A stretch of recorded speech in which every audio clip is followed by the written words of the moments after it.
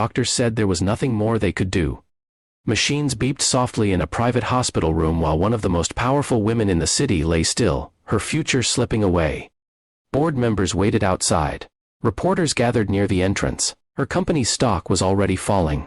But the person who would change everything wasn't a famous surgeon or a billionaire investor. It was a tired, broke single dad who almost didn't walk through those hospital doors that night. Before we begin, if stories like this touch your heart, make sure to subscribe to our channel, like this video, and share your thoughts in the comments below. Welcome to Heartfelt Moments, where we share powerful stories about kindness, courage, and the simple acts that change lives. Her name was Victoria Langston, a 42-year-old CEO who had built one of the fastest-growing tech companies in America.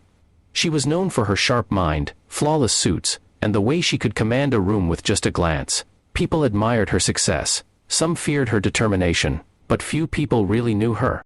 Victoria had grown up in a small Midwest town, raised by a single mother who worked double shifts at a diner. She had promised herself that one day, she would never struggle the way her mother did, and she kept that promise. Through scholarships, sleepless nights, and relentless ambition, she climbed to the top. Yet somewhere along the way, she forgot what it felt like to slow down, to connect, to care. One rainy Thursday evening, after a tense board meeting, Victoria felt a sharp pain in her chest. At first, she ignored it. She had a flight to catch and a deal to close. But the pain grew worse. Her assistant insisted on calling 911. Within minutes, she was rushed to the hospital. Doctors discovered she had a rare heart condition that had gone undiagnosed for years.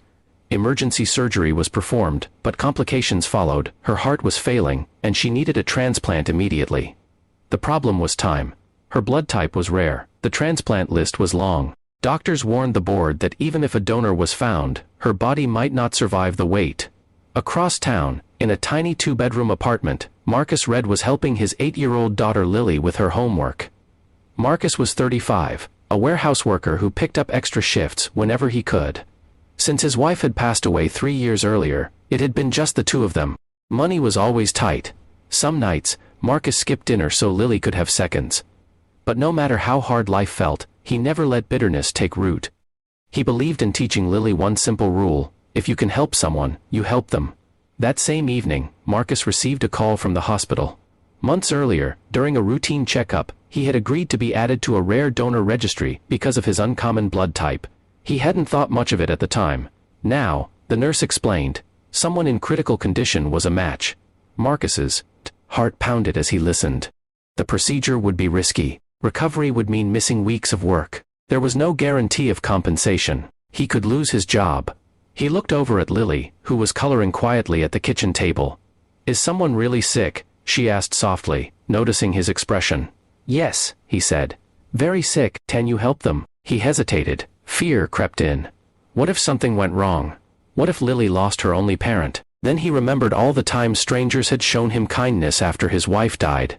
The church members who brought meals. The neighbor who fixed his car for free. The teacher who stayed late to tutor Lily. Kindness had carried them through their darkest days. He knelt beside his daughter. "It might be scary," he admitted. "But sometimes doing the right thing is scary." Lily wrapped her small arms around him. "Mom would want you to help." And just like that, Marcus made his decision. The surgery lasted hours. Doctors worked carefully, knowing how fragile both patients were. When it was over, they waited. Victoria's body struggled at first. Her heart rhythm was weak. Machines continued to breathe for her. But slowly, steadily, her new heart began to beat stronger. 3 days later, she opened her eyes. The board members were relieved. The media celebrated her survival. Headlines called it a miracle. But Victoria didn't feel like celebrating. When her doctor explained that a living donor had taken a huge risk to save her life, she stunned. "Who is he?" she asked. The hospital protected Marcus's identity at first, but he agreed to meet her weeks later once both had recovered. Victoria expected to see a wealthy philanthropist or someone connected to her business world. Instead, she saw a man in worn jeans and a simple button-down shirt, holding the hand of a shy little girl. Marcus looked nervous. Victoria looked humbled. "I don't know how to thank you," she said, her voice trembling. "You don't have to," Marcus replied. "I just did what anyone should do." But Victoria knew that wasn't true. Not everyone would risk everything for a stranger. As they talked, she learned about Marcus's life. The long hours. the medical bills from his wife's illness, the sacrifices he made daily for Lily. She realized something that hit harder than her health scare. She had built an empire, but she had forgotten the people at the bottom, the single parents, the workers, the ones who kept companies like hers running. Over the next few months, Victoria made changes no one expected. She created a fund within her company to support employees facing medical emergencies. She introduced paid leave for single parents. She partnered with local hospitals to encourage organ donor registration and provide financial support to donors during recovery. And privately, she made sure Marcus and Lily would never struggle again. She offered Marcus a flexible position within her company, one that paid well and allowed him to be present for his daughter. She set up a college savings account for Lily. But more than the financial help, she gave them something deeper: friendship. Victoria started visiting their apartment, bringing takeout and listening to Lily's school stories. She laughed more. She worked less. She remembered her mother's tired smile and the promise she once made. One evening, months later, Victoria stood in front of her employees at a company gathering. "I was given a second chance," she said. "Not by money, not by power, but by kindness." She looked over at Marcus in the crowd. "Success means nothing if we don't use it to lift others." The room filled with applause, but what mattered most was the quiet understanding spreading through the crowd. Kindness is powerful. It doesn't ask about bank accounts or job titles. It doesn't measure worth by status. It simply sees a need and answers it. A poor single dad saved a CEO. And in doing so, he didn't just save her life. He changed her heart. And maybe that's the real miracle. If this story moved you, remember that kindness doesn't require wealth or influence.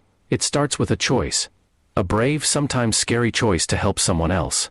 You never know whose life you might save, or how your small act could ripple outward in ways you'll never see. Let's choose kindness today. And let's keep creating more heartfelt moments together.